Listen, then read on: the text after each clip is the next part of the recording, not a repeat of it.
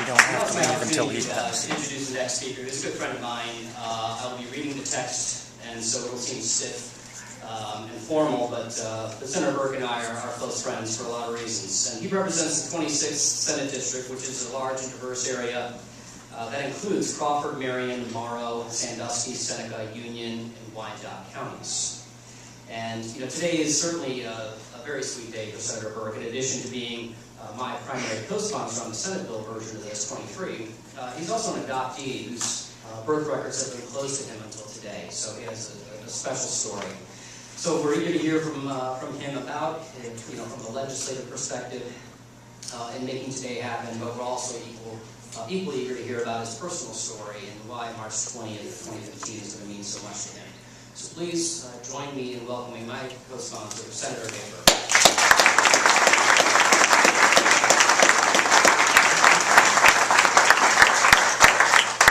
Thank you, Senator Beagle. I guess we'll start off with a lighthearted note. I'm glad that this is a upstream process, because you can imagine if it was downstream, to find out 47 years later you gave birth to a politician. I don't know what mood that feels. But a brief story about Senator Beagle. This process was very much an uphill battle, and one that was fairly complicated. In 2009, myself and another House member touched this issue, and it was not a crime at that time.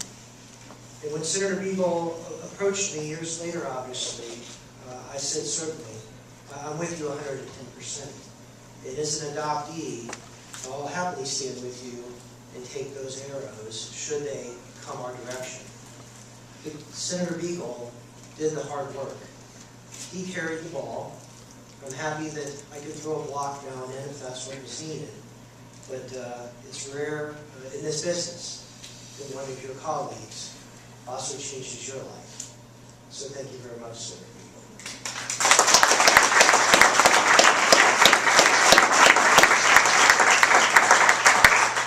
I know a lot of folks have had questions about these kinds of issues, where they come from, why you do them, and I think unless you're an adoptee, you don't have a whole understanding of how important this is to you.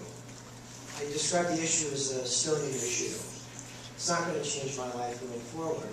I would certainly say that it's added value to my life as I'm here today. For somebody born in 1967, I probably shouldn't even be here in the first place. But God gave me that chance. So I guess that tenacity to continue to move forward in a loving family in Marion, Ohio. Make no mistake, genetics may give you some lineage, but time and love give you a family. I already have a family, but I need to fill a gap that exists, especially as I get older, medically. As a lot of you know, when you were asked questions on life insurance or health insurance about stroke or cancer, did you have a relative live beyond 90?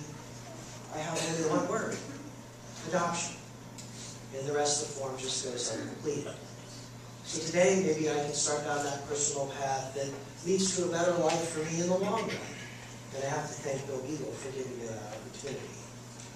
With that being said, I also have another great friend in the House I want to introduce who also shows passion on this issue. That's Representative Nikki Antonio. She represents the 13th Ohio House District in compensated parts of Cuyahoga County. She has a personal family interest in adoption, with a close family member being her birthday.